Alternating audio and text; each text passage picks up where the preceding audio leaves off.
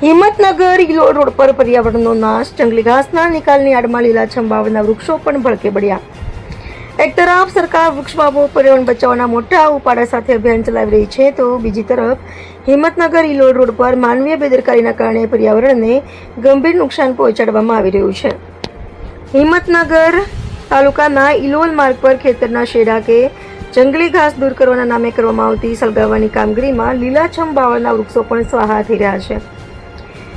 વૃક્ષોની કતલથી સ્થાનિકોમાં રોષ. સ્થાનિકોના સૂત્રોના જણાવ્યા અનુસાર ખેતરમાંથી જંગલી ઘાસ દૂર કરવાના નામે આગ લાગવાની આ ઘટના કોઈ નવી નથી. અગાઉ પણ આવી ઘટનાઓ સામે આવી ચૂકી છે, જેમાં અનેક લીલાછમ વૃક્ષો સળગીને રાખ થઈ ગયા છે. એક બાજુ વરસાદની અનિયમિતતા અને અછત જેવી સ્થિતિમાં પર્યાવરણનું જતન કરવું જરૂરી છે, ત્યારે આવી રીતે વૃક્ષોને સળગાવી દેવાની ઘટનાઓ પર્યાવરણ પ્રેમીઓમાં ભારે રોષ જગાડી રહી છે. વન વિભાગની નિષ્ક્રિયતા સામે સવાલો. હિંમતનગર ફોરેસ્ટ વિભાગ આ બાબતે સંપૂર્ણપણે અજાણ હોય અથવા ખાડા કાન કરતું હોય તેવું લાગી રહ્યું છે. જવાબદાર વ્યક્તિઓ દ્વારા કરવામાં આવતી આ પ્રવૃત્તિને કારણે વૃક્ષોનું નિકંદન નીકળી રહ્યું છે. સ્થાનિક લોકોની માંગ છે કે વન વિભાગ આ મામલે તાત્કાલિક અસરથી તપાસ કરે અને જે પણ વ્યક્તિ કે ખેડૂત દ્વારા આ કૃત્ય કરવામાં આવ્યું છે તેમની સામે કડક કાયદાકીય કાર્યવાહી કરવામાં આવે.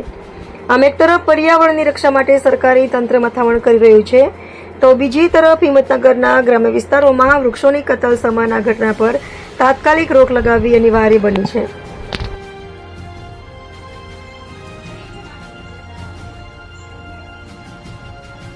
નમસ્કાર, આપ જોઈ રહ્યા છો એબી ન્યૂઝ ગુજરાતી. આવો જ ગ્રાઉન્ડ રિપોર્ટ અને તાજા સમાચાર જોવા માટે અમારા ચેનલને હમણાં જ સબસ્ક્રાઇબ કરો.